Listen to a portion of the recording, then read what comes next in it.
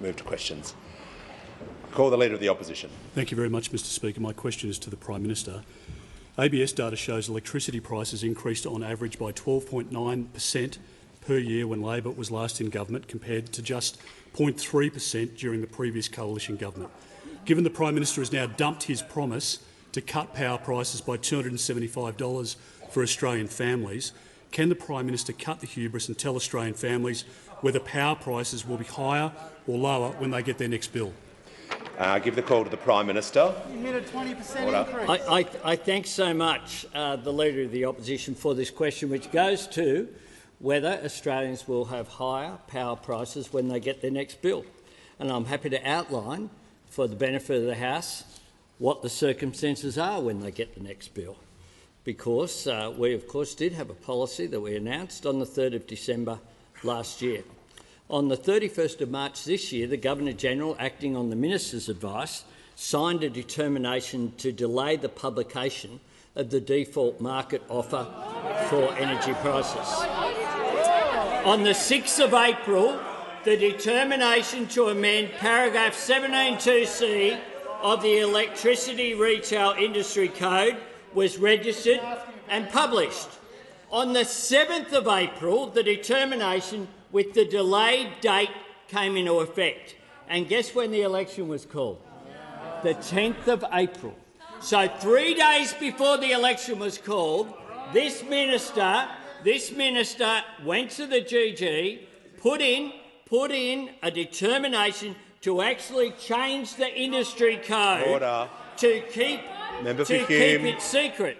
Now, on the 11th of April, Parliament was prorogued and caretaker commenced. On the 1st of May, May Day, the previous publication date was the date of the default market offer. The member for Hume. They deleted. The member for Hume. The 21st of May was election day. And guess when they published it? Was it before or after the 21st of May? What do you think? Hands up those who think it might have been before the election. The Prime Hands Minister up those who think it was after the election. The Prime Minister will resume his seat. The Manager of Opposition Business, on a point of order. Yes, the point of order is relevance. Question very specific. Will he go? Resume your seat. Resume your seat. The question was specific about the former government, the government before that, and what is the Prime Minister doing regarding electricity prices? I call the Prime Minister. Well, those people who said it was after the election were spot on. On the 26th of May, the default market offer finally published by the Australian Energy Regulator, and the new default price that will feed straight into people's power bills came into effect on the 1st of July. The default market price on this government, that this former government tried to hide from the Australian people. What we know is that renewables will lead to cheaper power prices.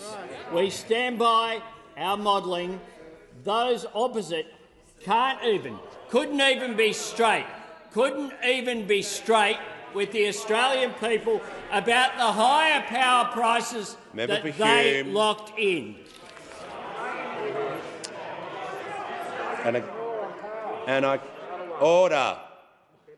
Order. Questions will be heard in silence. I give the call to the honourable member for Higgins.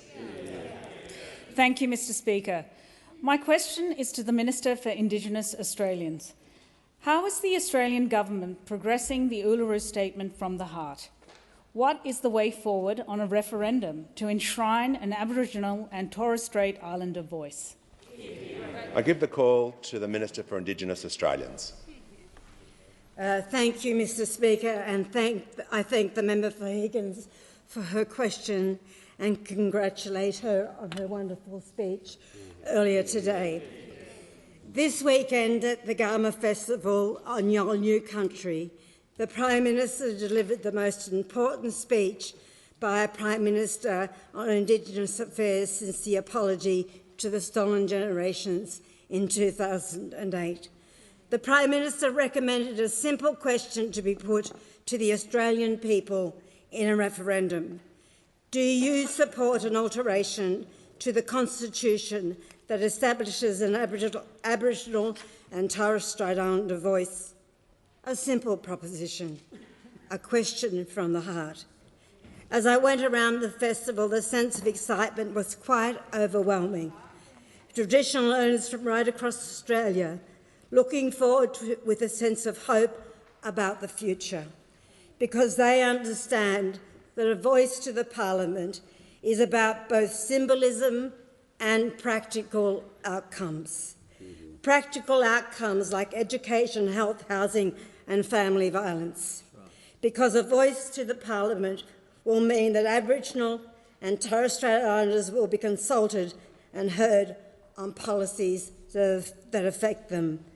Practical outcomes that will make a real difference to people's lives.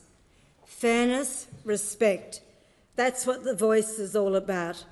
I am encouraged by the opposition keeping an open mind on supporting the referendum, and I want to sincerely thank the member for Barara for attending Gama with myself and the Prime Minister. I also want to acknowledge the former Minister and my dear friend Ken Wyatt for the important foundations he put in place on this. We have been talking about recognising First Nations people in our country's founding document for a long time. It is time to get this done together. I want to conclude by quoting another former Prime Minister, and I quote, "The Australian people want to move. They want to move towards a new settlement on this issue. I will put to the Australian people within 18 months a referendum to formally recognise Indigenous Australians in our Constitution." Everyone, that Prime Minister was John Howard in 2007, 15 years ago. If not now, when? If not now, when? Let's get this done together. And I give the call to the Leader of the Opposition. Thank you very much, Mr Speaker. My questions are to the Prime Minister. I refer to the fact that under your government, Prime Minister, households are facing rising power bills and your plan to address this is in disarray. Will your government compound the pressure on household budgets by not extending the fuel excise relief? Why is Labor making a bad situation worse? I give the call to the Prime Minister. Wow. Order. Order. Prime Minister will be heard in silence. Did that just happen? Thanks, Mr Speaker. I thank the Leader of the Opposition for his question, and I point to the fact that he was in the Cabinet, they put together the budget that had the end date for the measure which he talks about.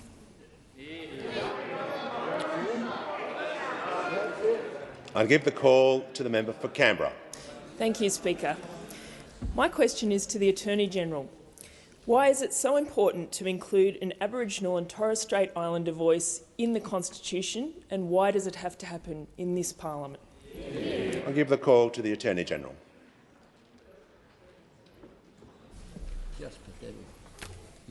I thank the member for Canberra for her question and acknowledge her long-standing interest in this matter. The Uluru Statement from the Heart is a generous offer from the Aboriginal and Torres Strait Islander people of our country with a simple but powerful message about a pathway forward to a better future. A better future for Aboriginal and Torres Strait Islander people, absolutely, but also a better future for all Australians. One of the things the Statement from the Heart calls for is the establishment of a First Nations voice, and it asks for the voice to be included in the Constitution. It is a modest request. It is simply a request from Aboriginal and Torres Strait Islander people that they be consulted about decisions that affect them. This is not just a matter of fairness, respect or common decency, although it is that too. It's also a matter of common sense, because when Commonwealth governments have consulted with Aboriginal and Torres Strait Islander people about the policies that affect them. The results have been policies and programs that are more effective and more enduring. In answering the specific question of why it is important for a First Nations voice to be included in the Constitution, I echo the words of the Prime Minister at the Garma Festival on Saturday. Including a voice in the Constitution gives strength and status to the principles of respect and consultation.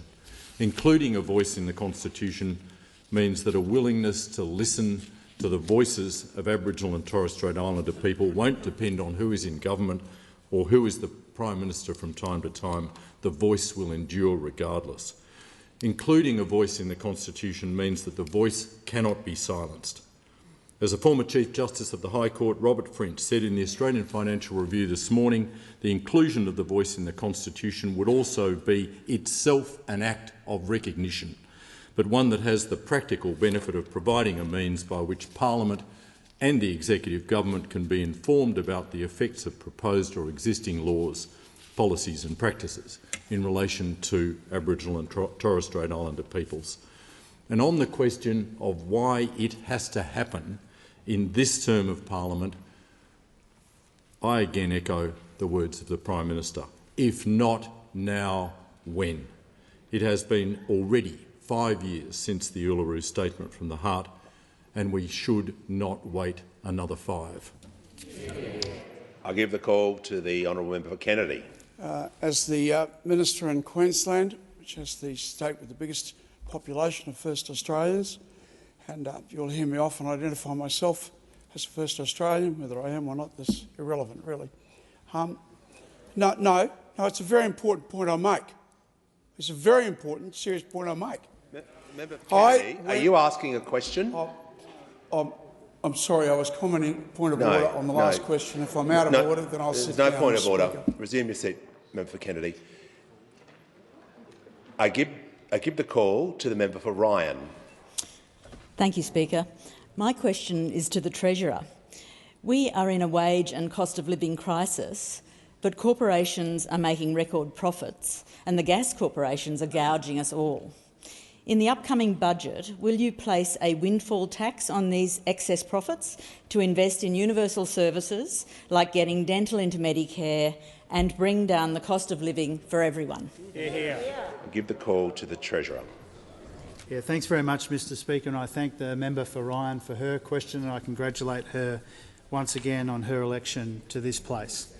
It's not the government's intention to apply a windfall tax to the gas companies. Obviously, we listen respectfully to the views that are put to us from right around the country about the best ways to deal with this combination of cost of living pressures, which are a big part of which are skyrocketing costs of energy.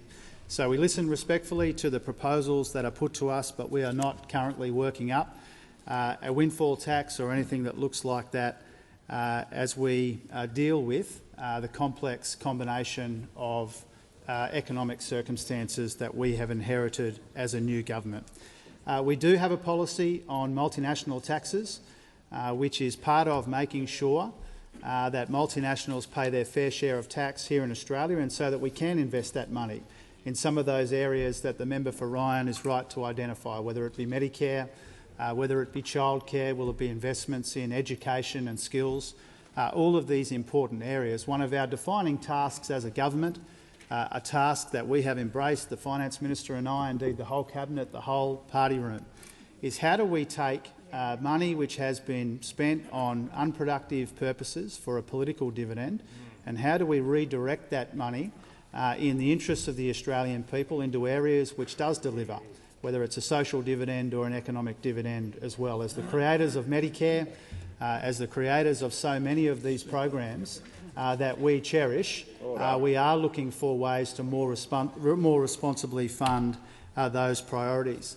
And when it comes to the energy market in particular, we have said today, indeed the Minister for Resources has said today and others have said today, the Prime Minister, our focus in the energy market is on security and affordability, some of the issues which have been raised by the ACCC in the report that I released overnight, which go to making sure that Australians can access the energy that they need at affordable prices. That's a big reason why inflation is what it is because energy prices are going through the roof. We're conscious of that and we're working to ensure that we can responsibly address that. But the proposal that the member for Ryan has respectfully put to us is respectfully not a path that we are going down. I give the call to the member for Macnamara. Thank you, Speaker. My question is to the Prime Minister. After your attendance at the Garma Festival on Saturday, what is the government doing to bring Australians together to enshrine an Aboriginal and Torres Strait Islander voice in our Constitution? I give the call to the Prime Minister. I thank the member for Macnamara for his question and for his interest in advancing the cause of justice for First Nations people in Australia. It was indeed an honour to attend the Garma Festival, to meet with elders and to listen to their concerns. It was an honour to go with so many of my parliamentary colleagues, including the Minister, the Attorney-General, the Assistant Minister, Senator McCarthy, of course Senator Patrick Dodson, the father of reconciliation in this country, the member for Berowra, the Shadow Minister, who travelled up with us on Friday. I thank you for your attendance, and the local members, of course the member for Lingari and the member for Solomon. It has been 5 years since people gathered at Uluru and came out with the gracious statement from the heart, a generous offer of reconciliation. As the Uluru Statement concluded, in 1967 we were counted. In 2017 we seek to be heard. We leave base camp and start our trek across this vast country. We invite you to walk with us in a movement of the Australian people for a better future. Well, 5 years on, it's time that we all walk the walk with Indigenous Australians. I believe that Australia can rise to this moment and advance reconciliation by recognising Aboriginal and Torres Strait Islander peoples in our birth certificate, our Constitution. It's not a matter of special treatment, it's not a matter of preferential power.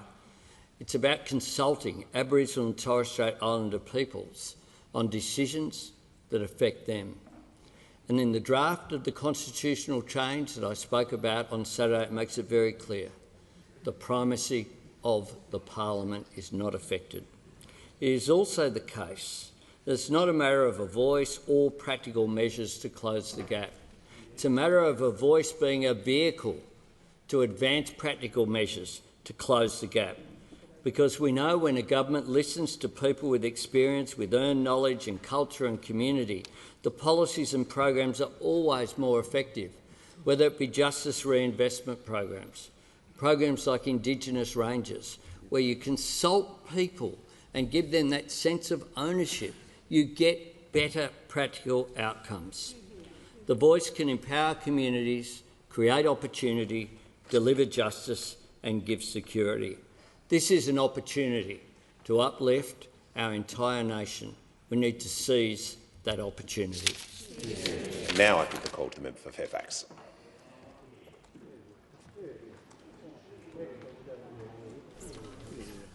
Thank you, Mr Speaker. And my question goes to the Prime Minister, and I refer to the fact that the official Labor Party website continues to promote the promise of a $275 cut in people's household bills. If you're not sure, I've got it just here. I've highlighted it for you. It still says it today.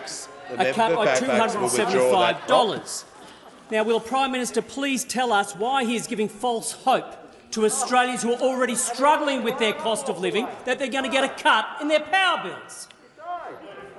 Order. Order. The Minister for Home Affairs.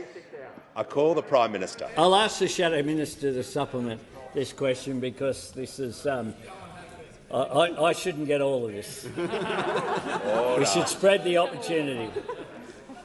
The truth is that they knew before the election that power prices were going up. Order. But they chose to keep Australians in the dark. A light on government They did nothing to keep the lights on. That's what those opposite were. 22 different energy policies, didn't land one of them. Not one. Not one. We have one policy. The member for Hume. We announced it in December last year, and we will implement that policy, and we will deliver more renewables into the system, which is the cheapest form of new energy, unlike those opposite who actually had $1 billion fund, that they announced, and they announced project after project. Order. Project after Order. project. The member they for did 3 years Fairfax ago. is seeking the call. I'll just ask the Prime Alina Minister Energy to in pause a Gippsland. moment. Oh. Who are you? The member. Order. Order. The member for Hume. The member for Fairfax on a point of order. Relevance, Mr Speaker. My question was very clear. It was asking the Prime Minister why the website of the Labor Party continues to promote a promise that he has since abandoned. Or is he now telling us that he will commit to the two... The Prime Minister, I'll ask to be relevant to the question. He is talking about the policy and comparing regarding ALP policy. I'll call the Prime Minister.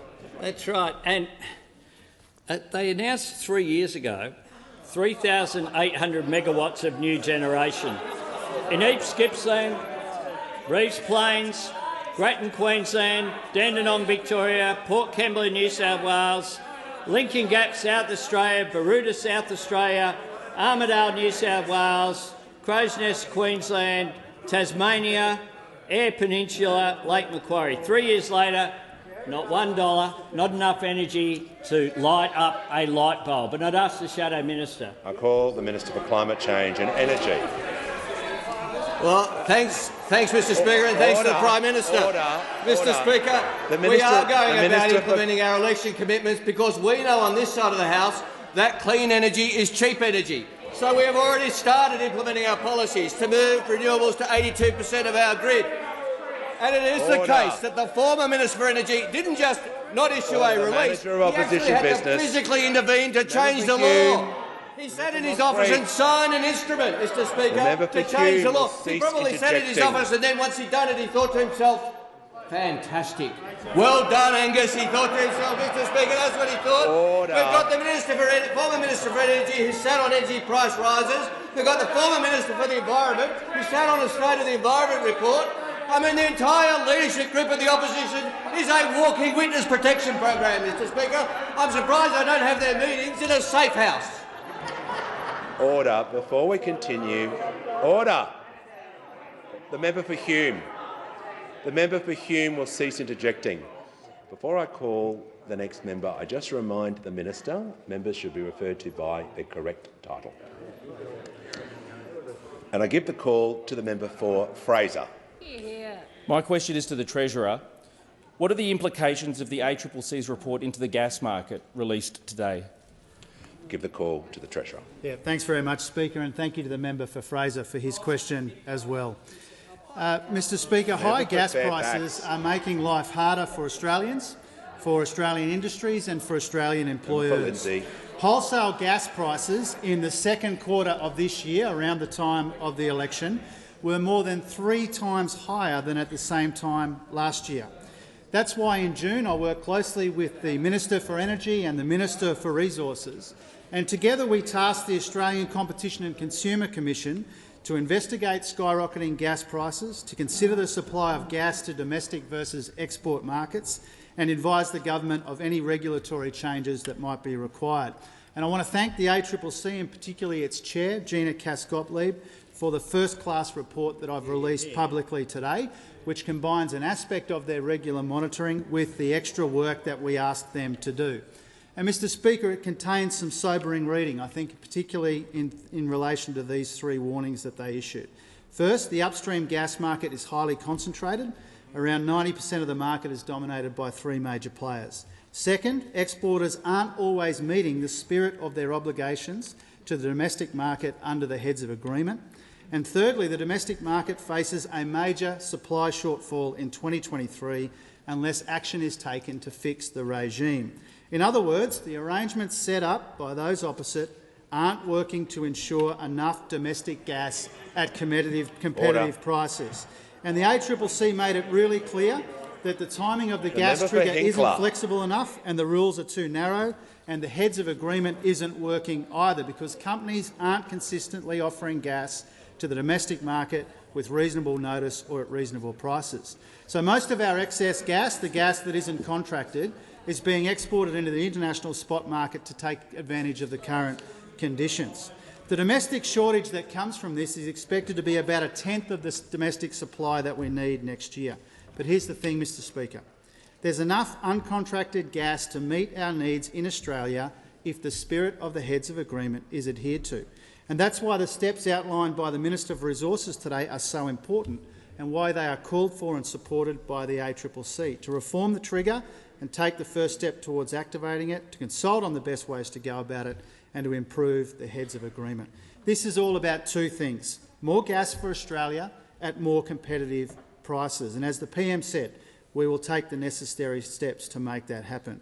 We call on the gas companies to do the right thing by our workers and by our industries. We can do all this without jeopardising our trade relationships and our reputation as a reliable exporter of energy. We are looking for solutions here, not unnecessary conflict. A decade of slogans, of 22 failed energy policies and wasted opportunities has cost Australians and their industries too much already. Order. The time has expired. I give the call. Order. I give the call to the member for Hume. My question is to the Prime Minister. Prime Minister, how much higher is the cash rate today compared to when you came into government? How much more are Australians paying on a typical mortgage as a result? Order. I give the call to the Prime Minister. Order. The cash rate today is 1.35.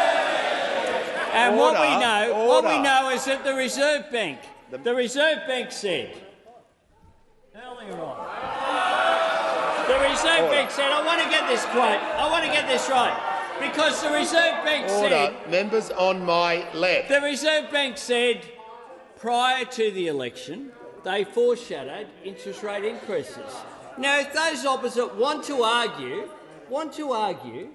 that if the government had not changed, if the Australian people had not voted for change on the 21st of May, then interest rates would be the same. Then they are just kidding themselves. And we know that tomorrow the Reserve Bank will meet and is likely to make another decision. We'll wait and see what that independent decision is. But I do note that less than 1 month into the election, and this perhaps summarises the attitude of those opposite and where these questions derive from, where they said, quite frankly, the Labor government has had 9 years in opposition to prepare for the day that it would be in government, so there's no excuse. They spent 9 years in office. They won't take responsibility of anything that they left, the $1 trillion of debt, or any of the other chaos that they left in the economy, the failure on social policy, the failure on energy policy, the failure on environmental policy. They won't take responsibility for their failure on transparency, whereby, as we've seen, they hid the energy prices. Order. The Prime Minister will take a break. The Prime Minister has concluded his answer. Order. The member for Barker. Order.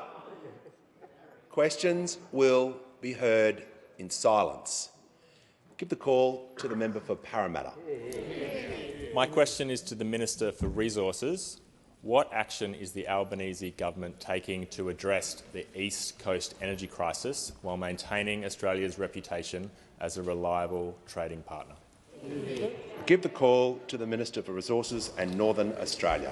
I thank the member for Parramatta for his question and also congratulate him on his election victory. It's also the first opportunity I've had to congratulate you, Mr Speaker, on your elevation to this great role. Mr Speaker, the East Coast energy crisis has been 10 years in the making, all from those opposite.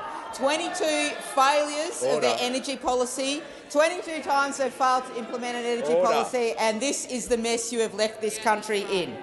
And today we see, as the Treasurer said, the ACCC gas inquiry report has told us that we can expect a 56 petajoule shortfall in 2023. That's the equivalent of about 14 cargoes of LNG K-line carriers going out from these ports. Now, while those opposite engaged while they are in government on petty internal squabbles about energy policy, this government will act and has acted.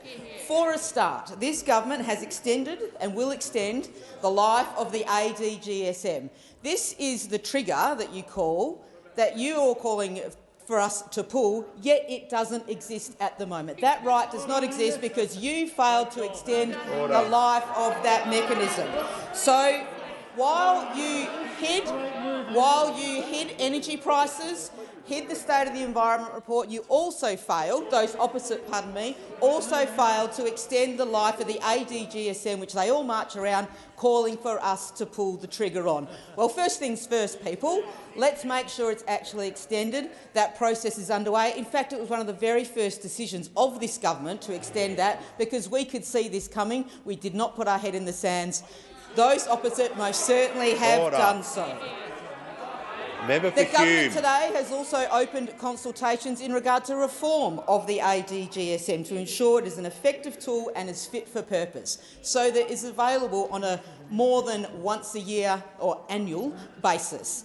This is a means to make sure there will be an opportunity to activate a gas security mechanism more often on more reasonable notice, and that can bring downward pressure on gas prices.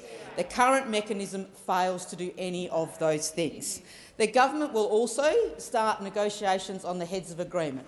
This is an agreement that has been referred to in the media as a gentleman's agreement. I have no idea why, but anyway, that's what happens in this place sometimes. But the heads of agreement, the target is to get the uncontracted gas, of which there is a sufficient amount to make sure there will be adequate and reasonable and reasonably accessible gas for Australians and Australian manufacturers. It is an important work that this government is about to commence to make sure we will renegotiate the heads of agreement to make sure it's effective.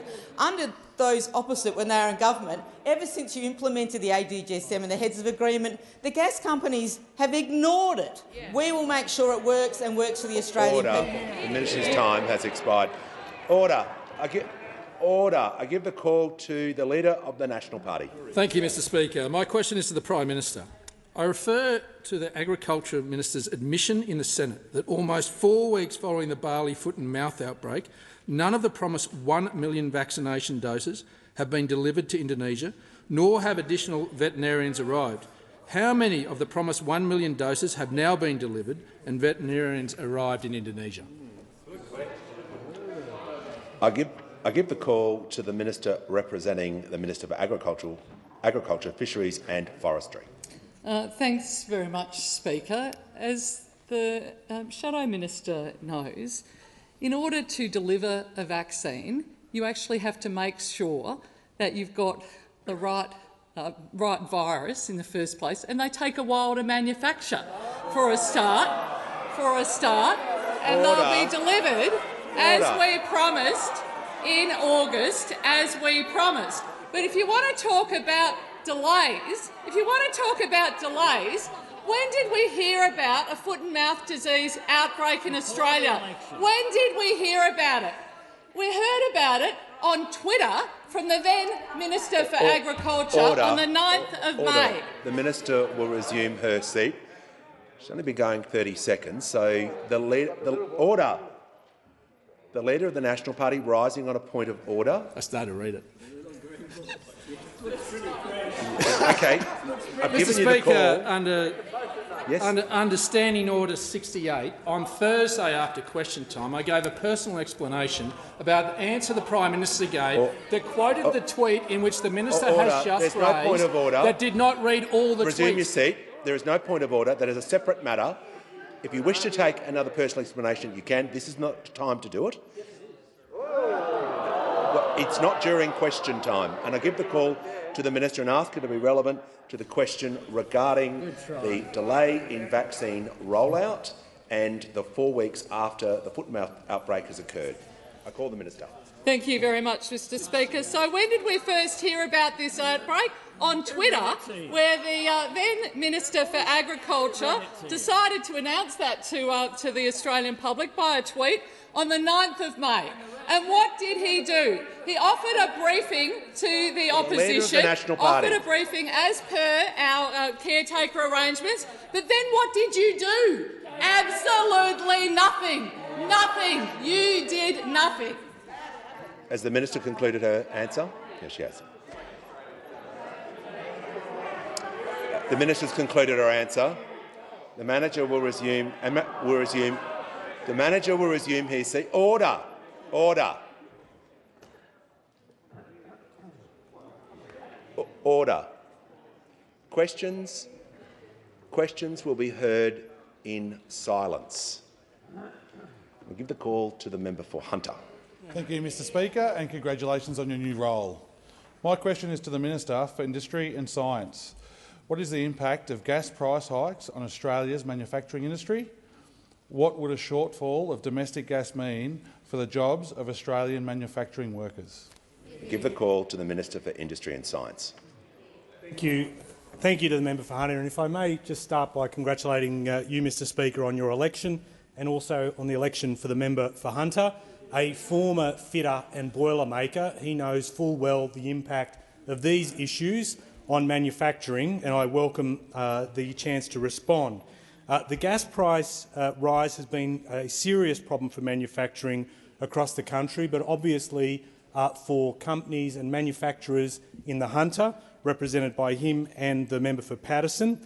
Gas-reliant manufacturers, they're big employers, particularly in regional Australia and our outer suburbs, and they are obviously concerned about the increase in price, but we should also take a moment to thank those manufacturers who have held on to jobs. They've worn some of those price increases, held on to jobs and protected regional communities, and we are very grateful and thank them for that. They are dependent on the adequate supply of gas at a fair price, and the ACCC today clearly laid bare those flaws in the domestic gas price and the gas market that were outlined by the Treasurer, concentration in the market.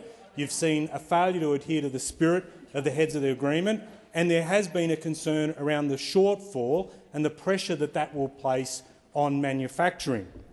And from our point of view, if you look at the way in which that's played out, gas prices themselves going from the shade under $8 a few years ago gigajoule to now, in terms of the average spot price, being about $44. That is a huge increase. And the reality is this: we have multinational companies extracting an Australian resource to sell to international clients at a price that's squeezing Australian industry and jobs. And something has to be done about it. And I think there will be a lot of manufacturers today welcoming the announcement by the Minister for Resources to start the consultation around the ADGSM, because we do need to see some movement on this. We do need to see this fixed. We had a lot of talk from those opposite in their time in government, but the reality is what they've put in place does not work and needs to be adjusted, not just in terms of supply. Supply is one thing, but the price at which it is offered is another. But it is reflective of a poor legacy, 22 failed policies by those opposite, a failure to get this right, and manufacturers have been forced to pay the price for that. This is not right, and it is something that we are determined to correct, and we are taking action to do just that. I give the call to the honourable member for Kooyong. Thank you, Mr Speaker. And my question is for the Minister for Health. Repeated infections with COVID-19 tend to be more severe and carry a high risk of persisting symptoms for as long as 6 months, as long as an increased risk of hospitalisation and death. There's increasing risk of cumulative neurological and cardiovascular disease from repeated infections with COVID-19. COVID-19 infections in this country are at a record high and increasing. Can the Minister please explain how he proposes to manage the oncoming national significant burden of disability and chronic illness, put your masks on, from repeated infection? Order. From repeated infection with COVID-19. The member's time has expired. I give the call to the Health Minister. Well, thank you, Mr Speaker, and I thank the member for Kooyong for her question. She's one of a large number of doctors and health professionals now in this parliament who together are going to add enormous quality and depth to our deliberations in health policy. And there can be no more important time than right now for that, Mr Speaker, because this pandemic, as the member points out, is still ravaging our community. Official numbers record that more than 300,000 Australians each and every week are being infected with COVID, and we know from sero sampling and other ways that the likely number is more than twice that. We think that as many as half of Australia has contracted COVID just over the course of this year so far. Our focus right now is on getting through this wave. We've extended support to state hospital systems, we've massively expanded access to fourth-dose vaccines and to antiviral treatments, and we're encouraging Australians again to be COVID safe, in particular, as the member points out, to wear masks when indoors and not able to socially distance. But as the member points out, and as the member for Higgins pointed out in her beautiful first speech this morning, we also need to come to grips with long COVID. As the member knows, long COVID is not easy to diagnose and it's not easy to treat. The medical literature already reports more than 200 different symptoms being logged, most commonly involving fatigue, shortness of breath, and what people are now calling brain fog. Some people's symptoms are disappearing after a few months. Others, as the member pointed out, experience quite specific symptoms that require specific interventions, for example, from a cardiologist. But more and more Australians are suffering longer-term multi-system disorders which prove very hard to diagnose and very hard to treat. And the truth is, Mr Speaker, we still don't really know the scale of this challenge. A common estimate of about 4% of COVID patients experiencing long-term symptoms already runs to hundreds and hundreds of thousands of Australians.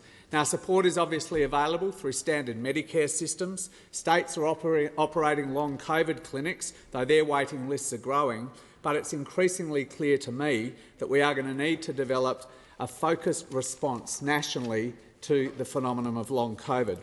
I've already started work on the next phase of the government's pandemic response, particularly beyond this winter and this third Omicron wave, and I've already spoken with the Chief Medical Officer about the need to develop focused proposals around long COVID in particular. It goes without saying, Mr Speaker, that I'm very keen to continue further discussions with the member for Kooyong and with other members of this place on this profound long-term health challenges that is proving so debilitating and so distressing for so many Australians.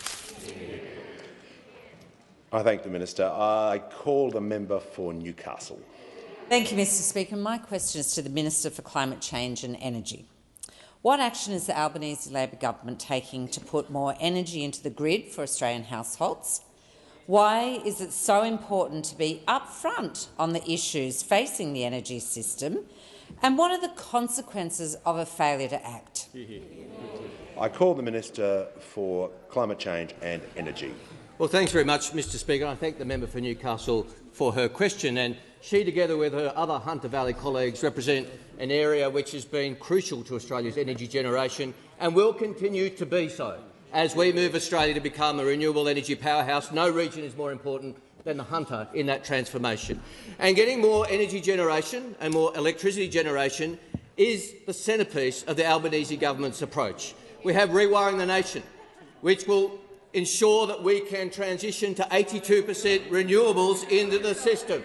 82% renewables because cheap energy is also clean energy. And unfortunately, the former government opposed this and continues to oppose this investment in transmission.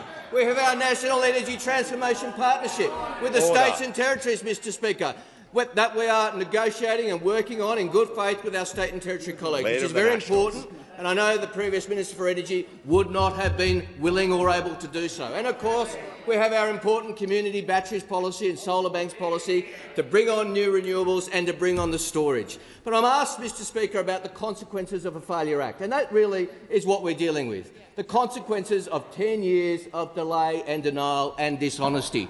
And Mr Speaker, there are 4 unfun facts about the previous government's approach. We know that under the previous government— just warming up, Mr Speaker.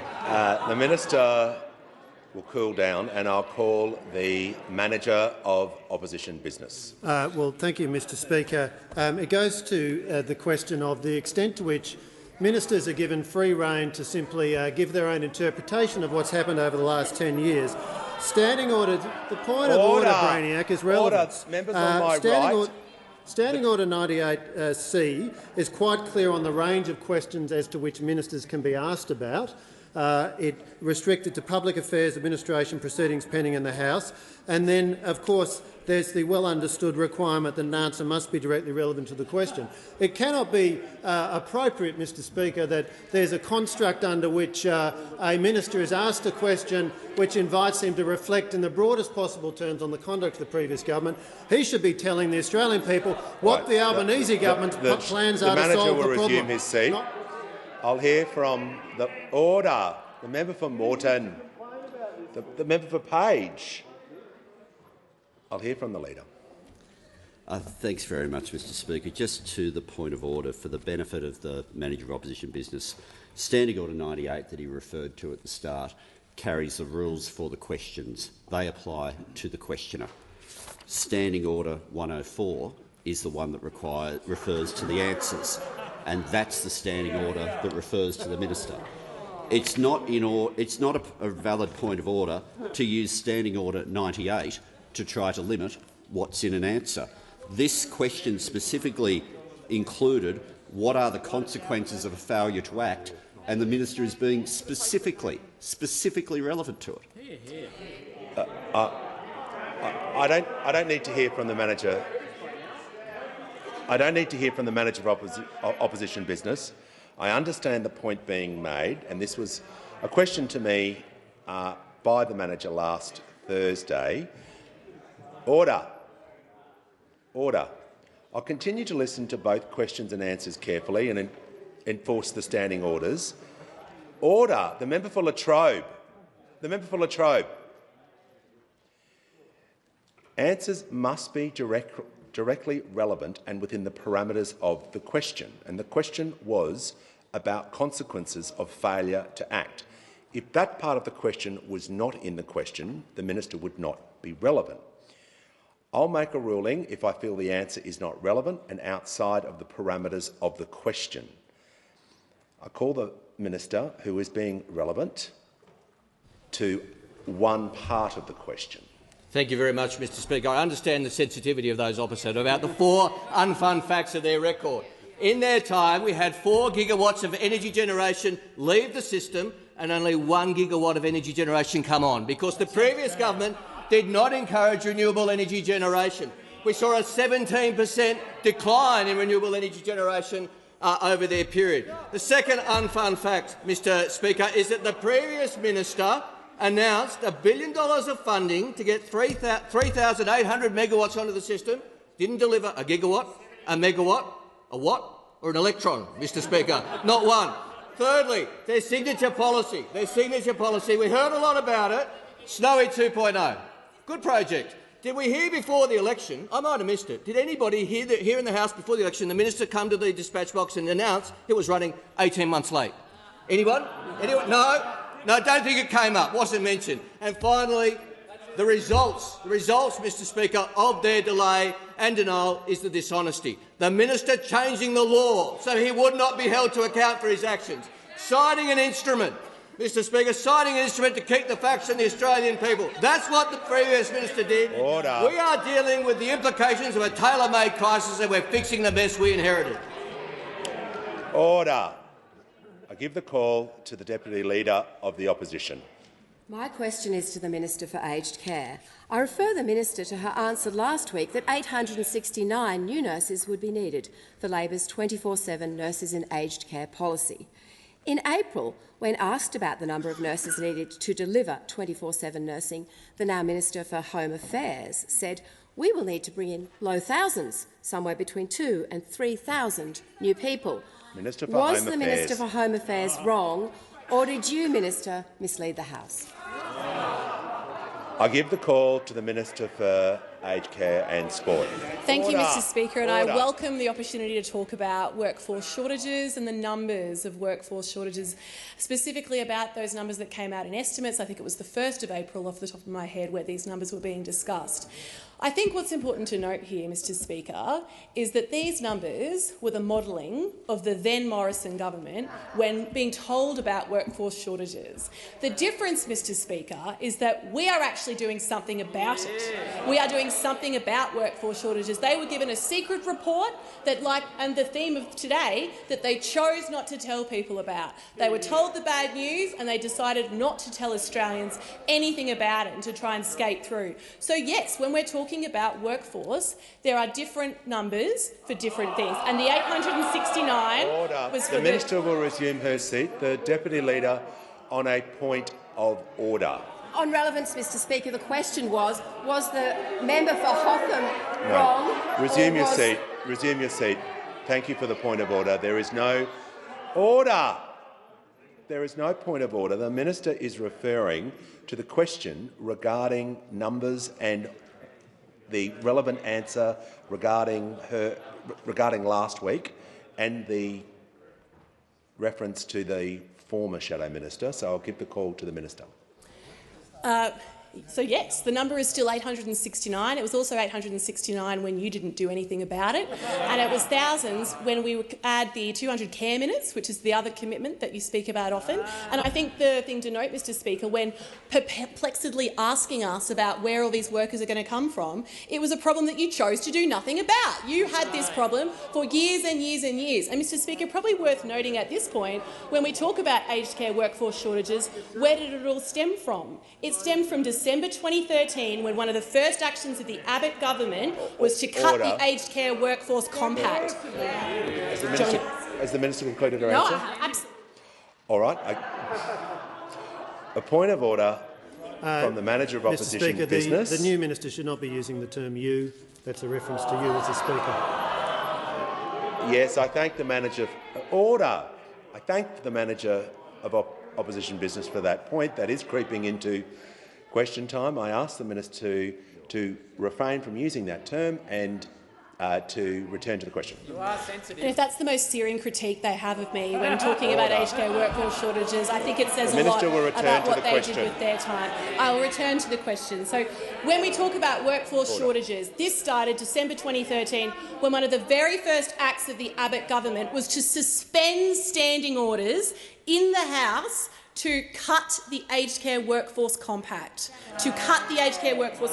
which was one of the first things that cut workers' rights and put us down this trail. Who was the Health Minister at this very moment when orders were suspended? Who was the Health Minister? The now Leader of the Opposition.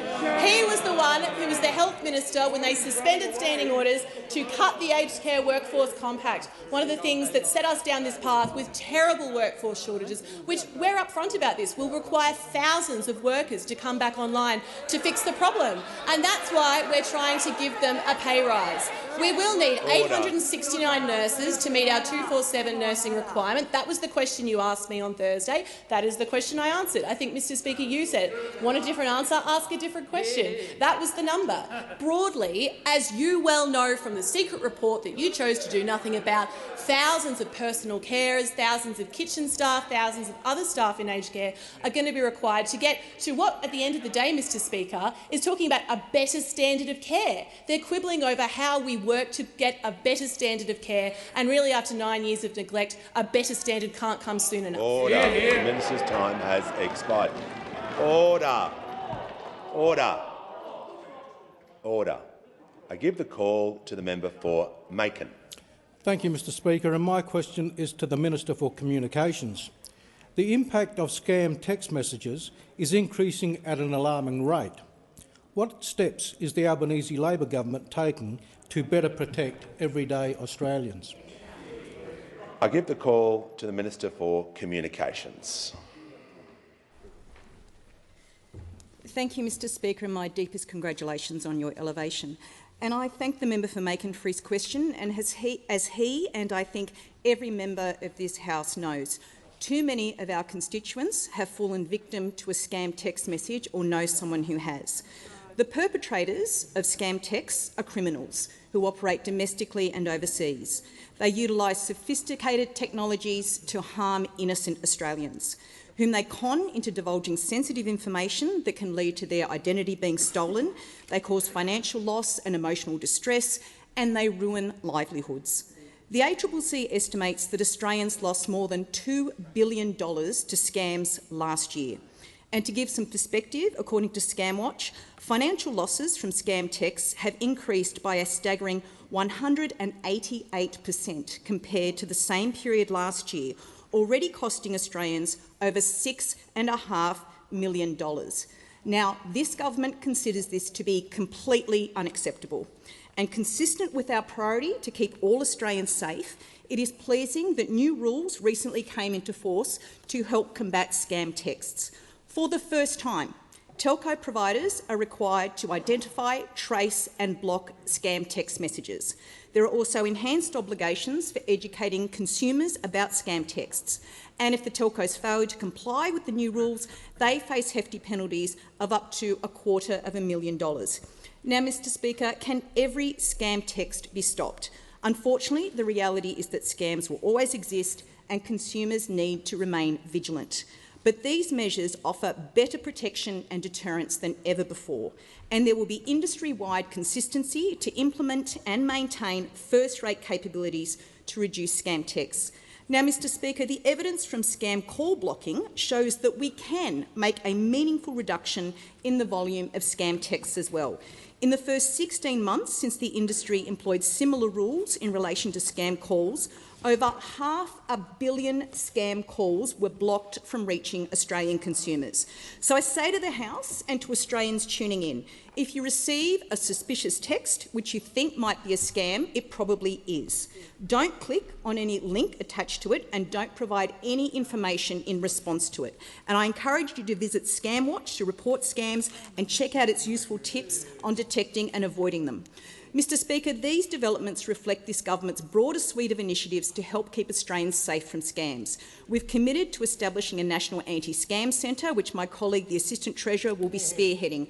This government is committed to disrupting the business models of scammers, and these latest regulatory improvements in relation to scam texts are an important step in that very sensitive mission. And I give the call to the Deputy Leader of the Opposition. Thank you very much, Mr Speaker. My question is to the Prime Minister. Prime Minister, when asked about how many nurses would be required in aged care to meet your election commitment, your minister said there would be 869 nurses required. Can the Prime Minister please confirm that to meet your election commitment in full, only 869 nurses will be required in aged care homes? Give the call to the Prime Minister. I'm quite happy to take a question from the Deputy Leader of the Opposition about aged care, because we went to the election with a comprehensive plan to fix aged care. It included putting the nurses back into nursing homes, 24 hours a day, because we know that that's one of the issues that's having an impact on emergency departments. If you don't have a nurse in a nursing home, when an elderly person gets sick, they often can end up getting an acute health condition because there's not someone on site to help them. That's what the Royal Commission said. That's what we're responding to. And I find it just beyond comprehension that after 9 years of neglect from those opposite on aged care, after having an aged care Royal Commission which made very clear recommendations, the response of the opposition is to come in here and to ask questions like this. Not to ask questions... Well, yes. I'll ask the Prime Minister to pause briefly. The Prime Minister is being relevant, so I'll call the Deputy Leader of the Opposition on a point of order. On relevance, Mr Speaker, and it was a simple question. Can the Prime Minister resume your seat? The Prime Minister. No, resume your seat. I want to remind all members of the House simply raising points of order about relevance to disrupt question time will not be tolerated, and I will simply not take the point of order if this continues. Order. Order. I call the Prime Minister.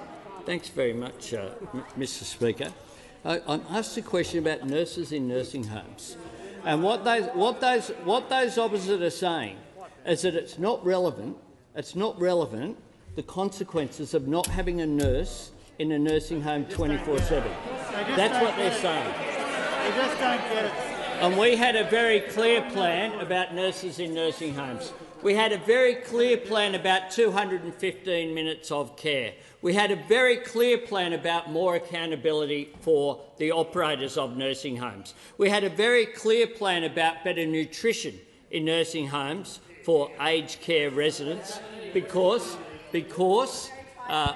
we know that over half, according to the Royal Commission, over half of aged care residents were not getting the nutrition that they need. They're literally starving. This is the issue before Australians.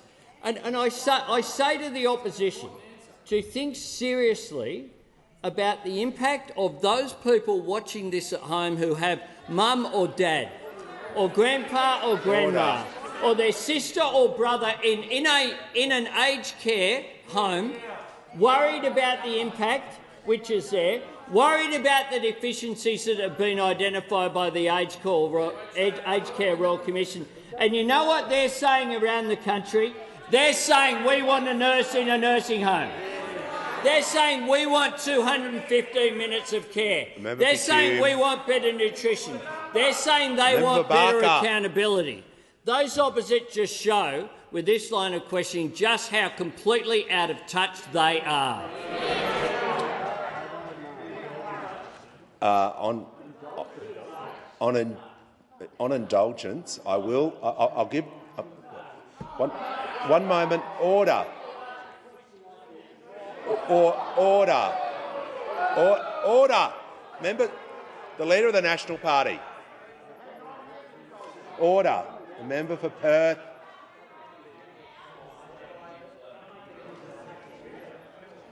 I'll call the Leader of the Opposition on indulgence. Thank you very much, Mr Speaker. I want to join with the Prime Minister's sentiment in terms of doing the best by those in aged care facilities, Mr Speaker. That is absolutely the desire and the approach of this coalition, Mr Speaker. We will support measures by the government which will go to providing support to those in aged care facilities. This question was about how many nurses are needed. Resume your seat. Resume your seat. The Leader will resume his seat for a moment. Order. Order. Order. I gave the indulgence to the Leader of the Opposition because of the position that he holds. I will not have the use of indulgence used for political point scoring. Order. Order. We will move on to the next question. And I give the call to the member for Caldwell. Thank you, Mr Speaker. Mr Speaker, my question is to the Minister for Education. What action is the Albanese Labor government taking to alleviate the teacher shortage and ensure that we have more teachers where they should be teaching our kids? Give the call to the Minister for Education. Well, thank you, Mr Speaker, and can I thank the member for Caldwell for her question. The first thing I did when I got this job is go back to my old primary school and give my former teacher, Mrs Fry, a hug. It just seemed like the right place to start. Order. Kathy Fry started at Cabramatta Public School in 1978, and she's still there, changing lives. And although I see a lot of smiles across the chamber, we can all think of someone like that, can't we? Somebody who shaped us, someone who changed us, someone who inspired us. There aren't many jobs in this country more important than being a teacher. and we need more of them. We've got a shortage of teachers right across the country at the moment, and it's not just because of COVID, it's not just because of the flu, it's more than that. There are more kids going to school now than ever before, and that's a great thing. But there are fewer people going on to university to study teaching. We've seen a drop of about 16% in the course of the last 10 years. We need to turn that around. That's why we've committed to providing bursaries worth up to $40,000 to encourage the best and brightest to become teachers. It's why we're expanding the High Achievers Teachers Program to encourage mid-career professionals to switch to the classroom. It's also why we're prioritising visas for overseas teachers to come and work here. Can I thank the Minister for Home Affairs who's initiated that? But we've got to do more than that, because it's not just a shortage of people signing up to be teachers. More and more teachers are leaving the profession early, either because they feel burnt out, worn out, or for other reasons. And if we're serious about fixing this, it requires the federal government and state and territory governments to work together. That's why next week, when education ministers meet here in Canberra, we'll focus on this, looking at ways that we can encourage more people to become teachers, how we can improve initial teacher education, and how we can tackle some of those reasons that are causing teachers to leave the profession early. We won't do that on our own. I'm also inviting teachers and principals and other education experts to join us, to pick their brains, get their ideas, to listen to them. This is important work. Education is the most powerful cause for good in this country. It changes lives, just like Kathy Fry's been changing lives for more than 40 years, and we want more Australians to help us do that. I'll give the call to the Prime Minister. Thanks, Mr Speaker. I ask that further questions be placed on the notice paper.